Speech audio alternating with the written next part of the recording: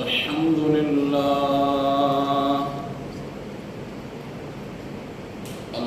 لله وكفى والصلاة والسلام على سيد الرسل وخاتم الأنبياء وعلى آله وصحبه وبارك وسلم، خصوصا على خلفائه الراشدين المهديين إلى يوم القيامة. أما بعد فأعوذ بالله من الشيطان الرجيم. بسم الله الرحمن الرحيم. يا أيها الذين آمنوا لا يسخر قوم من قوم عسى أن يكونوا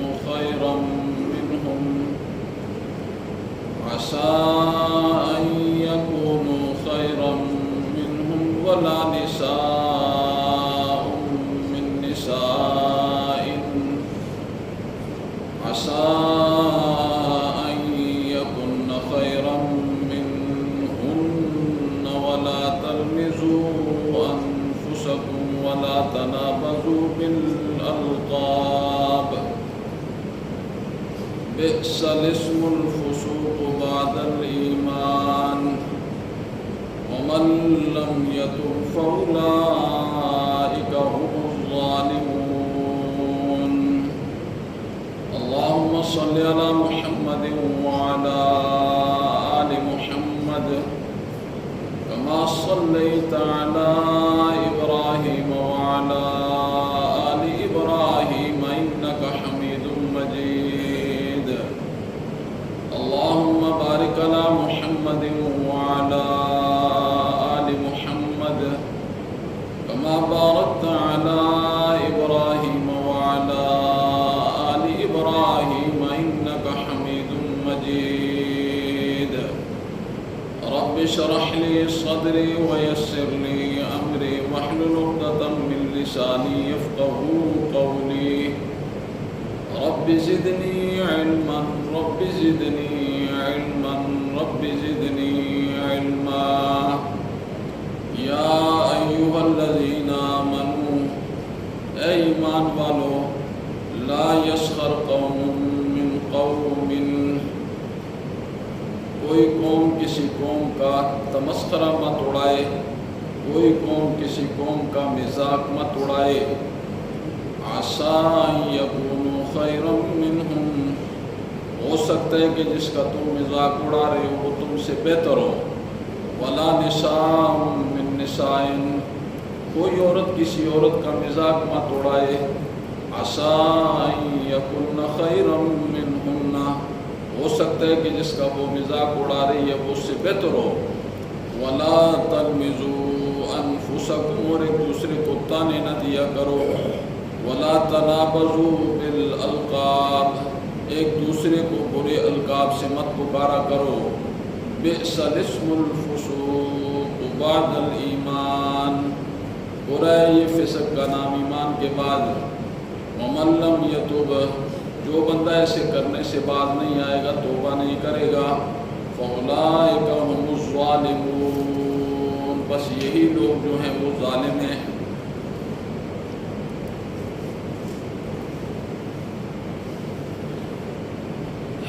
سورہ حجرات کی ایک آیت تلاوت کی ہے. اللہ رب العزت سے دعا ہے کہ اللہ رب العزت ہمیں صحیح مومن اور مسلمان بننے کی توفیق نصیب فرمائے. سورہ حجرات کی اس آیت کا ترجمہ آپ نے سماعت فرمایا کہ اس میں اللہ رب العزت نے ایمان والوں کو مخاطب کیا ہے. اللہ رب العزت نے ارشاد فرمایا کہ کوئی مومن کسی مومن کا مذاق نہ اڑائے، تمسخرہ نہ کرے. کوئی مسلمان کسی مسلمان کا تمسخرہ نہ کرے۔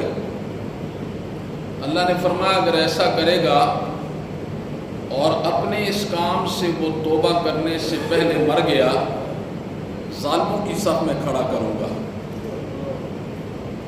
اللہ نے فرمایا توبہ کرنے سے پہلے مر گیا، ظالموں کی صف میں کھڑا کروں گا۔ اور عورتوں کو الگ مخاطب کیا اللہ نے، کوئی عورت کسی مومنہ اور مسلمان عورت کا مذاق نہ اڑائے۔ ظاہر بات ہے جب کوئی مومنہ کا مذاق نہیں اڑائے گی تو وہ باقی لوگوں کا کیسے مذاق اڑا سکتی ہے؟ تو اللہ نے مسلمان مردوں کو اور مومن مردوں کو یہ حکم جاری کیا ہے کہ کسی کا مذاق نہ اڑایا کریں۔ یہ لوگ مذاق اڑاتے ہیں اور برے نام رکھ دیتے ہیں، فلاں ایسا ہے، فلاں ایسا ہے، مٹھگن ہے، وہ کئی طریقے سے لوگ نام رکھ دیتے ہیں، تو اس سے منع کیا گیا ہے۔ یہ بات بھی ذہن نشین کرنی چاہیے کہ مسلمانوں کے مسلمانوں پر، مومنین کے مومنین پر کچھ حقوق ہیں۔ معاشرے میں زندگی بسر کرنے کے کچھ اصول اور ضابطے اللہ رب العزت نے مسلمانوں کے لیے مقرر فرمائے ہیں۔ ان اصول اور ضابطوں کو سمجھ کر ان کی ادائیگی ایک مومن اور مسلمان کے لیے بڑی ضروری اور لازمی ہے۔ ان کی ادائیگی بڑی ضروری اور لازمی ہے، اور اگر ان میں کمی کوتاہی ہو گئی توبہ کرنے سے اللہ رب العزت معاف فرما دیں گے، اور متعلقہ بندے سے بھی معافی مانگنی ضروری ہوگی جس کا تمسخرہ مذاق اڑایا ہے اس نے۔ آج کی نشست میں انشاءاللہ العزیز اسی طرح کے چند قوانین جو اللہ رب العزت نے مسلمانوں کے لیے وضع فرمائے ہیں اور مسلمانوں کو ان کے کرنے کا حکم دیا ہے، ان چند حقوق پر روشنی ڈالوں گا، اسے ذرا توجہ سے سننا ہے۔ انشاءاللہ آج کا بیان معاشرتی زندگی گزارنے کے لیے مسلمانوں کے لیے اور مومنین کے لیے یہ بڑا فائدہ مند ثابت ہوگا۔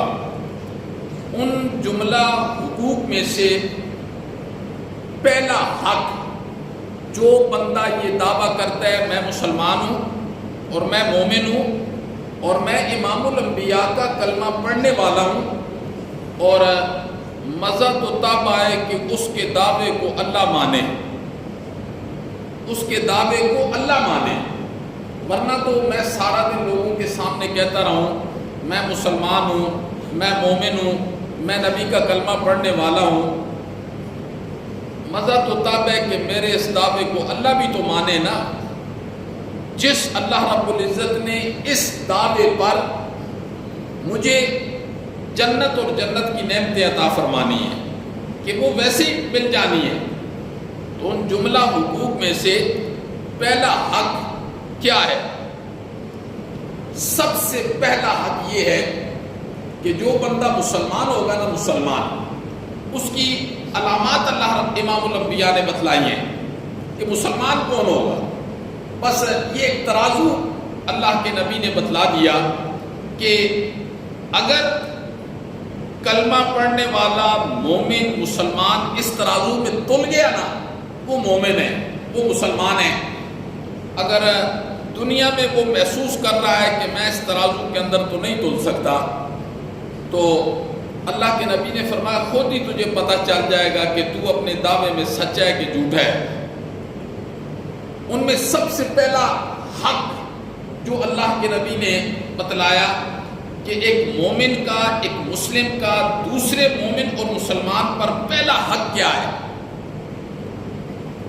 آپ نے فرمایا جو چیز اپنے لیے ناپسند کرتا ہے وہ اس کے لیے بھی ناپسند کرے گا۔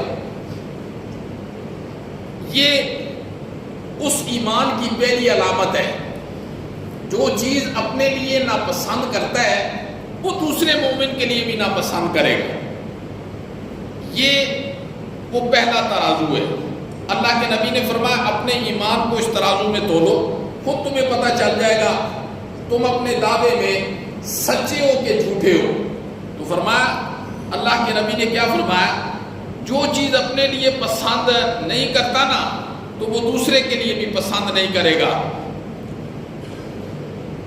امام الانبیاء کے وہ عربی والے جملے آپ سے بات فرمائے. اللہ کے پیغمبر نے فرمایا ان تحب للناس ما تحب لنفسک، یہ کہ تو پسند کرے لوگوں کے لیے ما تحب لنفسک، جو تو اپنی جان کے لیے پسند کرتا ہے، اپنی جان کے لیے پسند کرتا ہے. وَتَكْرَهَ لَهُمْ مَا تَكْرَهُ لِنَفْسِكَ، اور جس چیز کو تو اپنے لیے برا سمجھتا ہے نا، برا، مومن اور مسلمان کے لیے بھی اس چیز کو برا سمجھنا ہے. جس چیز کو تو اپنے لیے برا جانتا ہے ان کے لیے بھی برا جاننا چاہیے. اللہ کے نبی نے فرمایا وَأَن تَقُولُوا خَيْرًا أَوْ تُصْمَتْ، اللہ کے نبی نے فرمایا اگر کسی کو اچھی بات نہیں نہ کہہ سکتے تو پھر خاموش ہوگا، پھر خاموشی بہتر ہے. پہلے تو چاہیے تمہیں کہ اپنے مومن بھائیوں کے لیے، مسلمانوں کے لیے اچھی گفتگو کرو، اچھی گفتگو.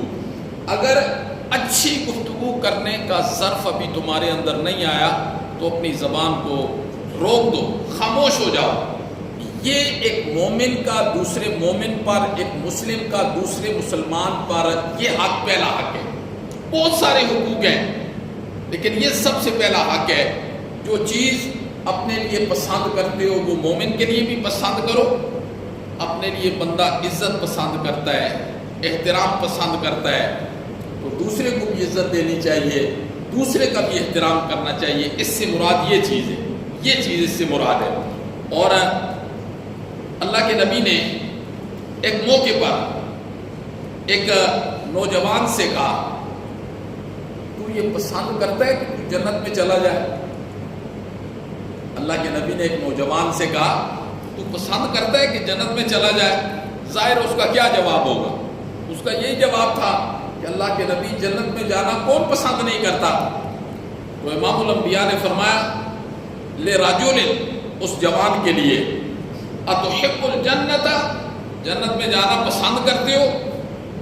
قَالَ نَعَمْ، اس نے کہا اللہ کے نبی میں ضرور جنت میں جانا پسند کرتا ہوں. آپ نے فرمایا قَالَ، فرمایا فَأَحِبْ لِأَخِيكَ مَا تُحِبُّ لِنَفْسِكَ، جو چیز اپنے لیے پسند کرتا ہے نا تو وہ پھر اپنے بھائی کے لیے بھی پسند کر، اللہ تجھے جنت میں بھیج دے گا. اللہ تجھے جنت میں. کیا پتا چلا؟ اب جو بندہ دعوی ایمان میں سچا ہوگا یہ چیز اس کی رگ و ریشے میں پھر رہی ہوگی. جو بندہ اپنے دعوی ایمان میں سچا ہوگا یہ چیز اس کے رگ و ریشے میں بھاگ رہی ہوگی. اور جو بندہ اپنے دعوی ایمان میں جھوٹا ہوگا نا بس وہ دعوی ایمان ہی کرے گا، اللہ کے ہاں اس کے ایمان کا کوئی اعتبار نہیں ہے. ایک حدیث کے اندر آتا ہے امام الانبیاء نے ارشاد فرمایا کہ جو شخص جہنم سے بچنا چاہتا ہے، جہنم سے بچنا چاہتا ہے، اسے چاہیے کہ اس کی موت کلمہ شہادت پر ہو. اب یہ کوئی اختیاری چیز تو ہے نہیں ہے. آپ نے ارشاد فرمایا کہ جو بندہ جہنم سے بچنا چاہتا ہے، جملے ذرا سننا، آپ نے فرمایا جو شخص جہنم سے بچنا چاہتا ہے اسے چاہیے کہ اس کی موت کلمہ شہادت پر ہو. اب کلمہ شہادت پر مرنا یہ کوئی اختیاری بات تو ہے نہیں ہے، لیکن اللہ کے نبی نے آگے اس کا نسخہ بھی بتا دیا. فرمایا جو شخص جہنم سے بچنا چاہتا ہے اسے چاہیے کہ اس کی موت کلمہ شہادت پر ہو. آپ نے اس کا نسخہ بتلایا. آپ نے بتلایا کہ اس کی موت ضرور کلمہ شہادت پر ہوگی. جب یہ نسخہ زندگی کے اندر استعمال کرے گا وہ کیا ہے؟ اللہ اکبر. آپ نے فرمایا کہ جو سلوک وہ اپنے ساتھ پسند کرتا ہے نا، دوسرے کے ساتھ بھی وہی سلوک کرے. ہر بندہ چاہتا ہے میں جس کی ملاقات کے لیے جاؤں وہ مجھے اچھے طریقے سے پوچھے، وہ میرا احترام کرے. کھانے کا وقت ہے تو وہ مجھے کھانے کا پوچھے. ہر بندہ یہ چاہتا ہے نا کسی کے، آج تو یہ چیز ہی ختم ہو گئی ہے، لیکن ہر بندہ وہ چاہتا ہے کہ لوگ میرے ساتھ اچھا سلوک کریں، میرا احترام کریں، میرا ادب کریں. تو اللہ کے نبی نے فرمایا کہ اسے بھی دوسروں کے ساتھ اچھا سلوک کرنا چاہیے، دوسروں کا احترام کرنا چاہیے، عزت کرنی چاہیے دوسروں کی. اور جس عزت سے وہ دوسرا بندہ خوش ہوتا ہے نا، اس کے ساتھ وہی سلوک کرنا چاہیے. فرمایا تم بھی تو ایسے ہی چاہتے ہو کہ لوگ تمہارے ساتھ اچھا سلوک کریں. تو یہ کام کرنے سے اللہ کے نبی نے بتلایا کہ بندے کو موت کے وقت کلمہ شہادت ضرور نصیب ہوگا. موت کے وقت جو بندہ اچھا سلوک کرے گا. یہ وہ چیزیں ہیں جو بندے کے اندر عاجزی پیدا کرتی ہیں، تواضع پیدا کرتی ہیں. تو اللہ کے نبی نے یہ وہ پہلا حق ہے معاشرے میں زندگی گزارنے کا.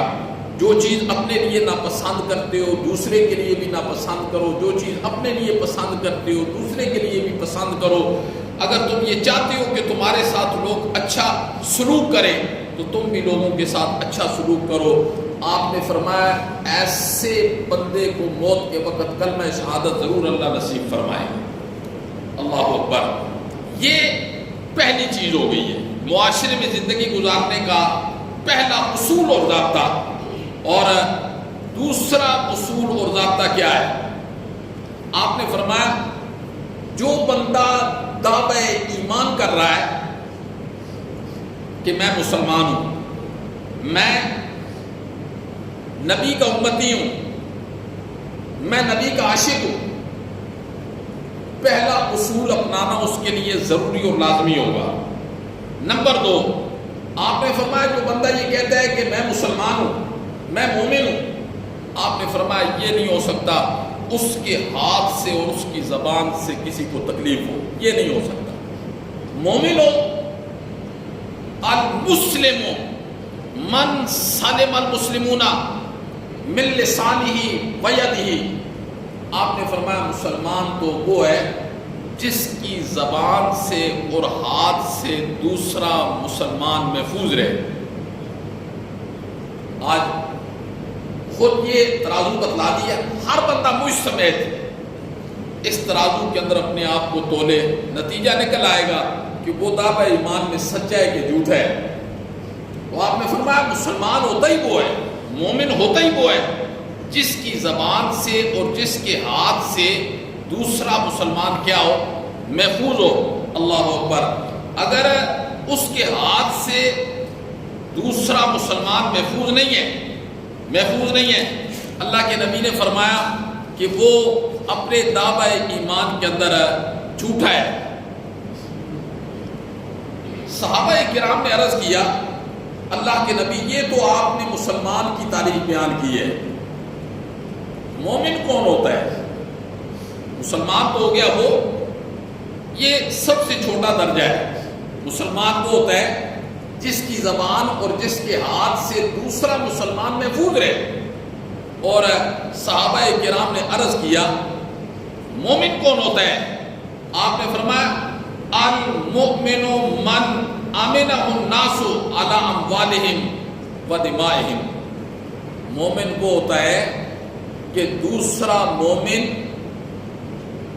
اس سے جان کے اعتبار سے اور مال کے اعتبار سے اپنے آپ کو محفوظ سمجھے. یعنی اسے یقین ہو کہ میرا مال اور میری جان یہ مومن کبھی ضائع نہیں کر سکتا. آپ نے فرمایا یہ مومن ہے کہ جو دوسرے کے مال اور جان کا محافظ ہو. مومن دوسرے مومن کے جان اور اس کے مال کا محافظ ہو. آج ہم ایک دوسرے کے مال کو کیسے لوٹ رہے ہوتے ہیں، لوگ کہتے ہیں خون سفید ہو گئے، نہ بھائی اپنی بہن کو معاف کرنے کے لیے تیار ہے اور نہ بہن بھائی کو معاف کرنے کے لیے تیار ہے۔ یہ تو وہ رشتے ہیں جن کی رگوں میں ایک باپ کا خون دوڑتا ہے، دوسرے رشتوں پر تو گلہ ہی کچھ نہیں ہے۔ یہ مومن کی تعریف اللہ کے پیغمبر نے صحابہ کرام کے پوچھنے پر بیان کی ہے۔ فرمایا وہ ایک دوسرے کے مال اور جان کے محافظ ہوتے ہیں۔ اور صحابہ کرام نے پوچھا اللہ کے پیغمبر مہاجر کون ہوتا ہے؟ مہاجر، اللہ کے پیغمبر نے فرمایا حقیقت میں مہاجر وہ ہوتا ہے جو روزانہ اپنے آپ کو ایک گناہ سے پیچھے کر دیتا ہے، چھوڑ دیتا ہے کہ اب میں یہ گناہ نہیں کروں گا، اب نہیں کروں گا، اب نہیں کروں گا۔ مہاجر وہ ہوتا ہے جو گناہوں سے ہجرت کر جاتا ہے، یعنی گناہوں کو کیا کرتا ہے؟ گناہوں کو چھوڑ دیتا ہے۔ المہاجر من حجر السوء، مہاجر وہ ہوتا ہے جو گناہوں سے اپنے آپ کو بچاتا ہے اور گناہوں کو چھوڑ دیتا ہے۔ ایک روایت میں آتا ہے، حدیث کے اندر آتا ہے، قیامت والے دن کچھ لوگ جہنم کے اندر جائیں گے، جہنم کے اندر، اور اللہ رب العزت ان کے وجود پر خارش کو طاری کر دے گا۔ خارش، امام الانبیاء نے فرمایا کہ وہ اس قدر خارش کریں گے کہ خارش کی وجہ سے گوشت ختم ہو جائے گا اور ان کی ہڈیاں ظاہر ہو جائیں گی، ہڈیاں ظاہر ہو جائیں گی، گوشت ختم ہو جائے گا۔ پھر ایک پکارنے والا فرشتہ پکارے گا کہ تمہیں پتہ ہے یہ سزا اللہ نے تمہیں کیوں دی ہے؟ یہ سزا اللہ نے تمہیں کیوں دی ہے؟ وہ کہیں گے ہمیں نہیں پتا۔ فرشتہ کہے گا یہ سزا اللہ نے تمہیں اس لیے دی ہے کہ تم دنیا میں مومن مردوں کو اور مسلمان لوگوں کو کتنا ستاتے تھے، تم کتنا ستاتے تھے۔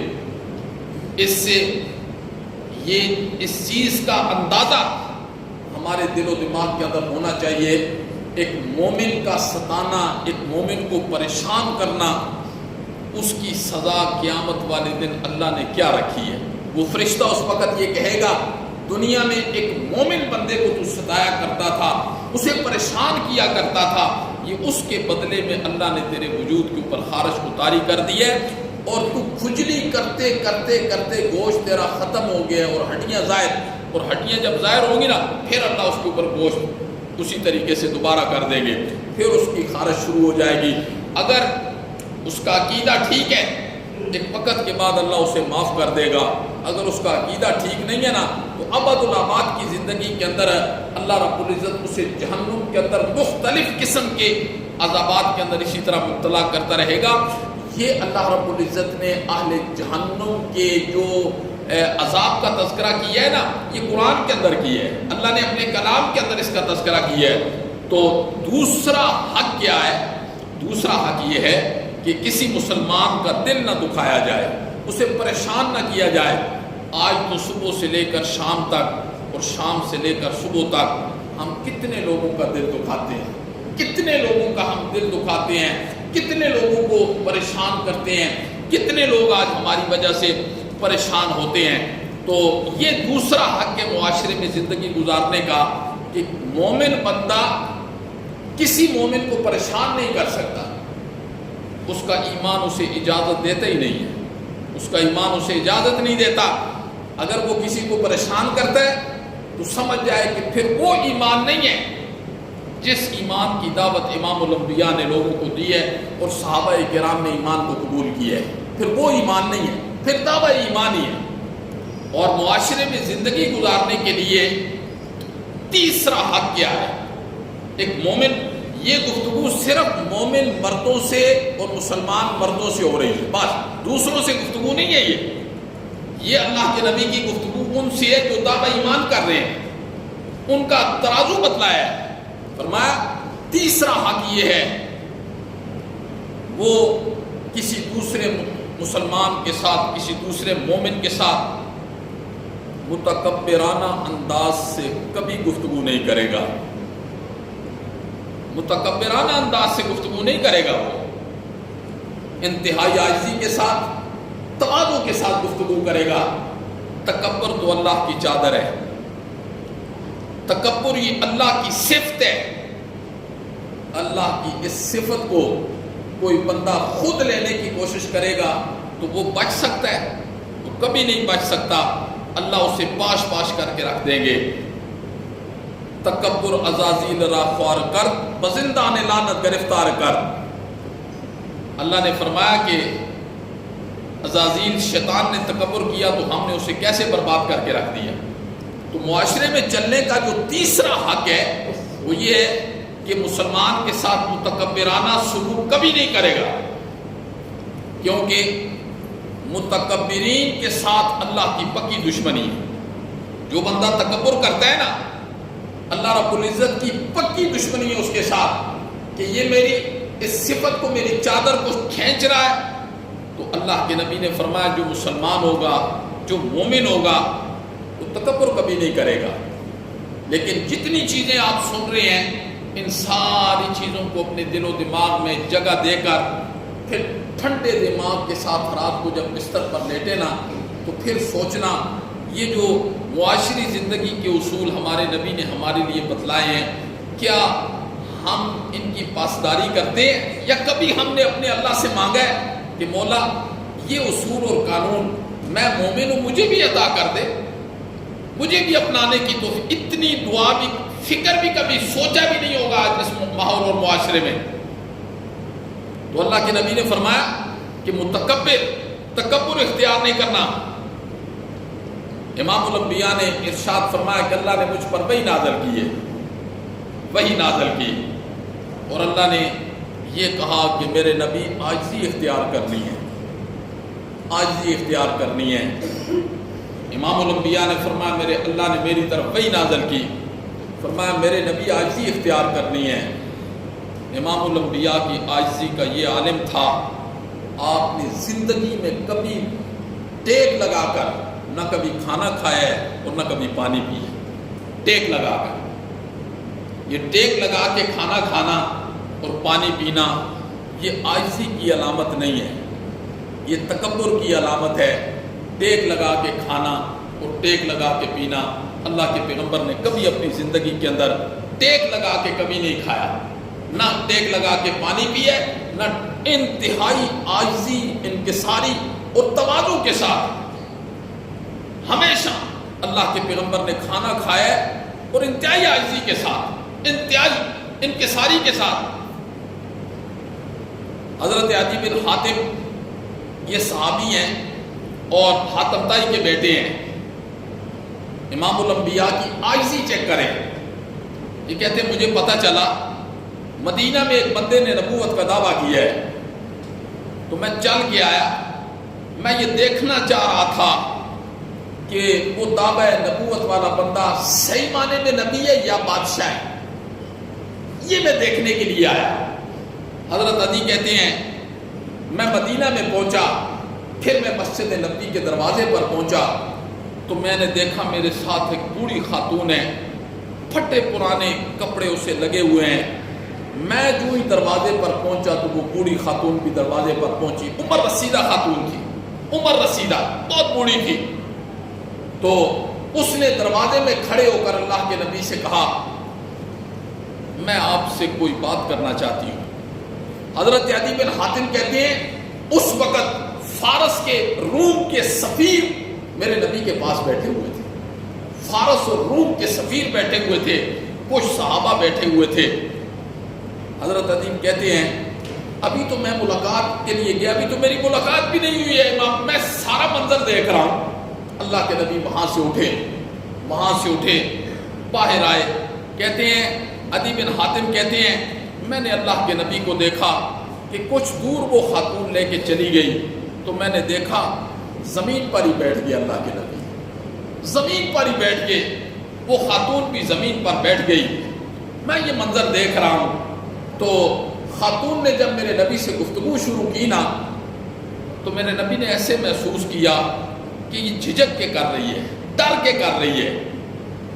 حضرت عدی کہتے ہیں اس خاتون نے گفتگو کی، اللہ کے نبی زمین پر بیٹھے ہوئے ہیں، اس کی گفتگو سن رہے ہیں۔ مسجد نبی میں فارس اور روم کے سفیر بیٹھے ہوئے میرے نبی سے ملاقات کے لیے آئے ہیں، تو میرے نبی اس خاتون کو ساری گفتگو کرنے کے بعد کیا گفتگو ہوئی، حضرت علی کہتے ہیں مجھے پتہ نہیں، میں تو دور سے دیکھ رہا تھا۔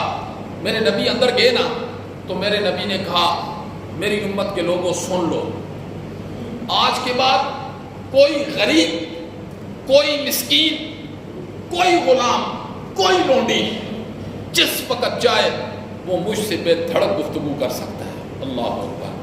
فرمایا کوئی غریب، کوئی یتیم، کوئی مسکین، کوئی غلام، کوئی لونڈی 24 گھنٹے میں جب چاہے مجھ سے بات کرنے کے لیے آئے، میں اس کے لیے بات کرنے کے ساتھ حاضر ہوں، اور بے دھڑک ہو کر مجھ سے گفتگو کرے۔ ہم تو اس نبی کے امتی ہیں، ہم اس نبی کے امتی ہیں، لیکن ہماری صورتحال کیا ہے؟ ہماری صورتحال کیا ہے؟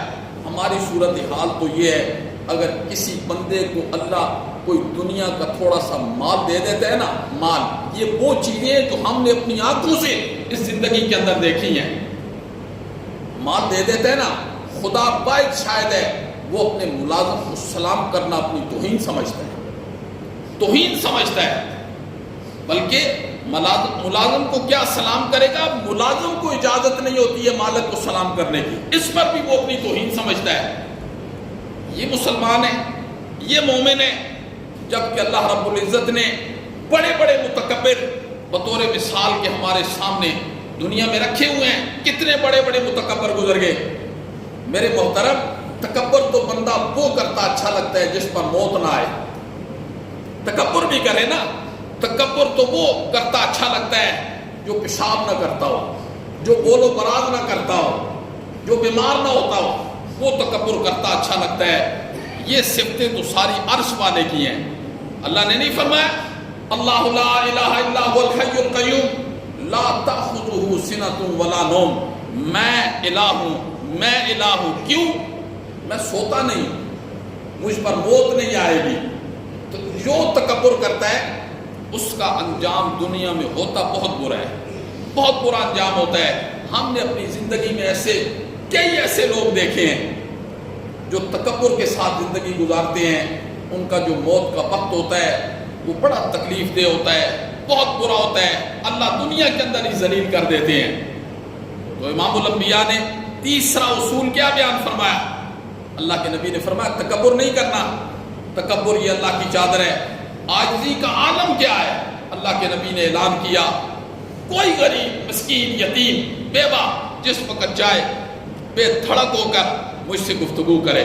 تو اللہ کے نبی نے یہ بھی اصول ذکر کیا کہ معاشرتی زندگی میں گزارنے کا ایک اصول یہ ہے کہ انسان تکبر سے اپنے آپ کو بچائے، اللہ سے مانگے کہ یا اللہ، ظاہر بات ہے جو بندہ تکبر کرے گا اس کی سزا وہ خود بھگتے گا، کوئی دوسرا نہیں بھگتے گا، اور یہ سزا بھگتنے والا یہ بھی تو انسان ہے، اللہ کا بندہ ہے، اسے اپنے آپ کو بچانا چاہیے۔ اللہ رب العزت نے دو رستے چھوڑے ہیں، جنت کا رستہ بھی دکھلایا ہے، وَهَدَيْنَاهُ النَّجْدَيْنِ، اور جنت کی نعمتوں والا رستہ بھی دکھلایا ہے۔ تو اللہ نے فرمایا زندگی ٹھہر ٹھہر کے گزار۔ کتنی زندگی ہے، کتنی زندگی ہے، یہ تو اللہ کا کتنا بڑا احسان ہے کہ اللہ نے یہ نہیں بتلایا کہ اس کی 60 سال زندگی ہے، اس کی 50 سال ہے، اس کی 70 سال ہے، یہ نہیں بتلایا اللہ نے۔ اللہ اگر یہ بتلا دیتے تو دنیا کا نظام ہی نہ چلتا، ہر بندہ رات کو سوتا کہتا میری زندگی کا ایک دن کم ہو گیا۔ یہ اللہ کا کتنا بڑا احسان ہے، لیکن زندگی ہے بڑی مختصر ہے، اور جب چلے جانا ہے نا پھر واپس نہیں آنا، پھر چلے ہی جانا ہے، پھر تذکروں سے بھی ہمارے تذکرے ختم ہو جانے ہیں، لوگوں کی گفتگو سے بھی تذکرے ختم ہو جانے ہیں۔ پھر انسان کے ساتھ کیا جائے گا؟ عاجزی جائے گی، انکساری جائے گی، اس کا عقیدہ جائے گا، اس کا عمل جائے گا۔ اللہ نے کیا فرمایا؟ فَمَنْ كَانَ يَرْجُو لِقَاءَ رَبِّهِ فَلْيَعْمَلْ عَمَلًا صَالِحًا وَلَا يُشْرِكْ بِعِبَادَةِ رَبِّهِ أَحَدًا۔ میرا بندہ اگر تو چاہتا ہے کہ میں اپنے اللہ سے خوبصورت ملاقات کروں، مرنے کے بعد میں اپنے اللہ سے ملاقات کروں، تو دو کام کر کے آنا۔ فَلْيَعْمَلْ عَمَلًا صَالِحًا، ایک عمل نہیں کرنا، صرف عمل نہیں، عمل صالح۔ عمل صالح کون ہوتا ہے؟ کون سا عمل ہوتا ہے؟ جس پر میرے نبی کی مہر ہوتی ہے، وہ عمل صالح۔ ہر عمل نہیں ہوتا. یہاں عمل صالح کا ذکر کیا. فرمایا میرا بندہ عمل صالح وہ ہے جس پر میرے نبی کی مہر ہے, دستخط ہے میرے نبی کے کہ یہ عمل کر سکتے ہو. فَلْيَعْمَلْ عَمَلًا صَالِحًا وَلَا يُشْرِكْ بِعِبَادَةِ رَبِّهِ أَحَدًا. دوسرا کام یہ کرنا ہے کہ میری ذات میں, میری صفات میں, میرے افعال میں کسی کو شریک نہیں کرنا. شریک نہیں کرنا. شریک کر کے آیا نا, اللہ نے فرمایا میں نے اپنے اوپر حرام کر دیا ہے یہ کہ مشرک کو میں جنت میں داخل کروں. یہ اللہ نے فرمایا میں نے اپنے اوپر یہ حرام کر دیا ہے, مشرک کی مغفرت میں نہیں کروں گا. میرے محترم, آج یاد رکھنا ہم آنکھوں کے گناہ سے بھی نہیں بچ سکتے, گانے سننے سے بھی اپنے آپ کو نہیں بچا سکتے, سود کھانے سے بھی اپنے آپ کو نہیں بچا سکتے, زنا بھی ہم کرتے ہیں, شراب بھی ہم پیتے ہیں, ہر گناہ کرتے ہیں. یہ سارے وہ گناہ ہیں جو شرک سے چھوٹے ہیں, نیچے ہیں, جن کے متعلق اللہ نے فرمایا میں چاہوں گا تو سزا دے کے معاف کر دوں گا, چاہوں گا تو بغیر سزا کے بھی معاف کر دوں گا, لیکن شرط میری یہ ہے کہ ان گناہوں میں شرک کا شائبہ بھی نہ ہو. مخلوق اللہ کی اس بات کو ماننے کے لیے تیار نہیں ہے. آج اس بات کو صرف ایک بات اللہ نے کی ہے, ان اللہ لا یغفر ان یشرک بہ ویغفر ما دون ذلک لمن یشاء. اس سے نیچے نیچے جتنے گناہ ہوں گے اللہ نے فرمایا میں چاہوں گا نا تو سزا دے کے معاف کروں گا, چاہوں گا تو بغیر سزا کے. لیکن میری ذات میں, میری صفات میں, میری افعال میں, یہ میری غیرت کا مسئلہ ہے, یہ میری غیرت کا مسئلہ ہے. آج میرے محترم ایک جو غیرت مند خامد ہوتا ہے اس کی میں بات کر رہا ہوں, بغیرت لوگوں کی نہیں. غیرت مند خامد جو ہوتا ہے وہ اپنی بیوی کے ساتھ کسی کی شراکت کو برداشت کرتا ہے؟ کبھی برداشت نہیں کرتا. اللہ کہتے ہیں میں نے پیدا تجھے کیا ہے, میں نے کیا ہے, پانی کے گندے قطرے پر نقشے جمائے ہیں, کبھی دیکھ غور کر, پھر پیدائش کا وقت دیکھ, پھر بچپن دیکھ, پھر جوانی دیکھ, پھر تیری پرورش کے لیے میں نے زمین و آسمان کو بنایا ہے, پھر سورج ہے, چاند ہے, ستارے ہیں, ہر چیز کے اندر ان کی ضرورت پڑتی ہے. اللہ نے فرمایا پانی تو میں نے تجھے دیا ہے. ایک جگہ قرآن نے فرمایا, اللہ نے فرمایا میرے نبی قل ارائیتم ان اصبح معکم غورا فمن یاتیکم بماء معین.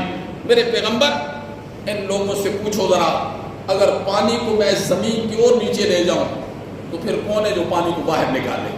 کون ہے؟ پھر میرے علاوہ جن کی تم پوجا پاٹ کرتے ہو وہ پانی باہر نکال سکتے ہیں؟ اللہ نے تو جب بھی گفتگو کی ہے نا دلائل سے گفتگو کی ہے. ایک دونا دونا اور دو دونے چار کی طرح اللہ نے مخاطبین کو اور اپنے بندوں کو سمجھایا ہے کہ میرا بندہ کل میرے پاس آ کے کوئی عذر کی گنجائش نہ رہے. تو اللہ رب العزت نے یہ کہا ہے. تو معاشرتی اصول گزارنے کے لیے امام الانبیاء حضرت سیدنا محمد الرسول اللہ صلی اللہ علیہ وسلم نے بہت ساری چیزیں ذکر کی. ایک قانون یہ ذکر کیا, فرمایا جو مسلمان ہوگا نا, جو مومن ہوگا, وہ اپنے بڑوں کی عزت کرے گا, بچوں پر شفقت کرے گا. آج یہ چیز رہ گئی ہے ہمارے ماحول اور معاشرے میں, آج یہ چیز رہ گئی ہے, اپنے بڑوں کی عزت کرے گا. اور آپ نے فرمایا جو کسی بزرگ کی عزت کرے گا نا پھر اللہ ایسے جوان پیدا کرے گا جب یہ بوڑھا ہو جائے گا تو اللہ اس کی بھی عزت کروائے گا. ایک اس کے اندر کیا امام الانبیاء نے بڑی لطیفانہ اشارہ کرتے ہوئے فرمایا جو بزرگوں کا احترام کرے گا نا تو پتہ چلا اس کو بھی اللہ عمر دراز عطا فرمائے گا. بزرگ بنے گا تو نوجوان اس کی خدمت کریں گے نا. تو بڑوں کی خدمت کی وجہ سے اللہ زندگی کو دراز کر دیتا ہے. لیکن آج ایسے نہیں ہوتا. آج تو ہمارے بزرگ گھروں کے اندر اولاد سے محفوظ نہیں ہے, باہر والے کیا عزت کریں گے. آج بچہ اس کی بےزتی کر رہا ہے. تو امام الانبیاء نے ارشاد فرمایا جو بندہ دعوی ایمان کرتا ہے میں مسلمان ہوں, میں مومن ہوں, اس کے لیے ترازو یہ ہے کہ وہ بزرگوں کا احترام کرے گا, بزرگوں کا احترام کرے گا, چھوٹے بچوں پر وہ شفقت کرے گا. اگر اس کا ایمان بزرگوں کا احترام کرواتا ہے اور چھوٹے بچوں کی شفقت کرواتا ہے, سمجھ جاؤ یہ وہی ایمان ہے جس ایمان کا تذکرہ قرآن نے کیا ہے. اگر اس کا ایمان اس سے یہ کام نہیں نہ کرواتا تو سمجھ جاؤ یہ پھر منہ زبانی ایمان ہے. ابھی یہ ایمان گلے سے نیچے نہیں اترا اور یہ ایمان اللہ کے ہاں قابل قبول نہیں ہے. اللہ اکبر.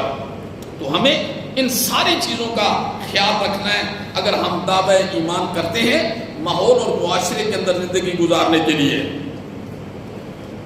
امام الانبیاء نے ارشاد فرمایا جو دو مسلمانوں کی آپس میں صلح کروا دیتا ہے۔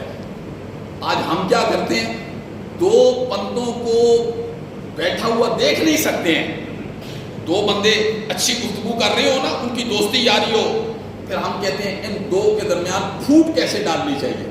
آپ نے فرمایا جو دو بندوں کے درمیان جو ناراض ہیں صلح کروا دیتا ہے اس کا کتنا اجر ہے۔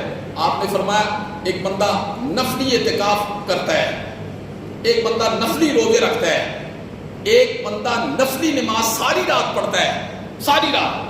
آپ نے فرمایا جو دو بندوں کے درمیان اللہ کی رضا کے لیے صلح کروا دیتے ہیں نا، اللہ نفلی نماز سے، نفلی روزے سے اور نفلی اعتکاف سے زیادہ اسے اجر نصیب فرما دے، زیادہ اجر نصیب فرما دے۔ اور آپ نے فرمایا جو دو بندوں کے درمیان، دو مومن بندوں کے درمیان جھگڑا کروا دیتا ہے نا، لڑائی کروا دیتا ہے، اس کے نام اعمال سے نیکیاں اس طریقے سے مٹ جاتی ہیں جیسے استرے کے ساتھ بال ختم ہو جاتے ہیں۔ یہ جملے حدیث کے، آپ نے یہ مثال دی ہے، آپ نے فرمایا جیسا استرا بال کو ختم کر دیتا ہے، فرمایا دو مومن مسلمانوں کے درمیان لڑائی اور جھگڑے کروانے والے کی نیکیاں اللہ ایسے ختم کر کے رکھ دیتا ہے۔